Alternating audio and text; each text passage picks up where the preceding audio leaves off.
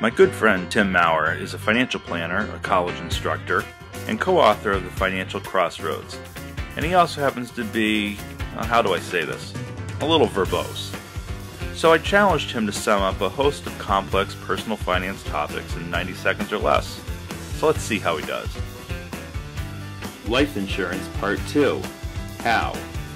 Okay, Ben, last time we talked about why one might consider having life insurance. This time I want to tell people how much life insurance you need and how you begin to calculate that. On the life insurance need front, final expenses. Estimate costing about $15,000 for burial, cremation, funeral service, so on and so forth. Sweetheart, if you're watching, feel free to spend up to about 50 grand for a really good party. Debts and mortgages. If you have debts and mortgages that amount to $350,000 in addition to the $15,000 for final expenses, put $350,000 of life insurance to cover those debts. Education. Education has been going up at about 5% per year, so if you have kids and you anticipate that you plan to pay for their college education, if you know that today it would cost $50,000 for that college education, you should have $50,000 of life insurance that will hopefully be growing at about 5% per year so that you'll have enough to pay for that education when the time comes. Income.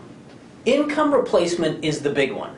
But since you've covered all these other issues already, you don't need to replace 100% of the income. I recommend replacing approximately 50%. So if you have income of $100,000, that goes down to $50,000. We estimate that it's going to earn 5%, so divide 50,000 by 0.05, and you'll get $1 million of life insurance that will take care of your income replacement. Now, when it comes to the wants, really, you should only be focusing on any wants if you've taken care of all of these and all sorts of other retirement planning needs. For that reason, I recommend that you don't even focus on this unless you have income of over $250,000 or assets over $1 million. The two types of life insurance that we use: term life insurance. It's pure insurance calculation with the insurance company that you're going to kick the bucket at a certain point in time, or you're not.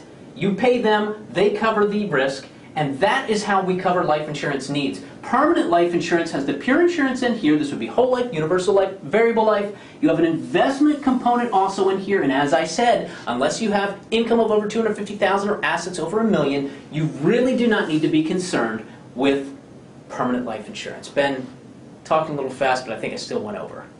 Yeah, I think we should have called this one Life Insurance Part 2 How in 180 seconds or less. Whatever. Well, this is important stuff, and I promise next time I'll try and keep it to 90. Yeah, right.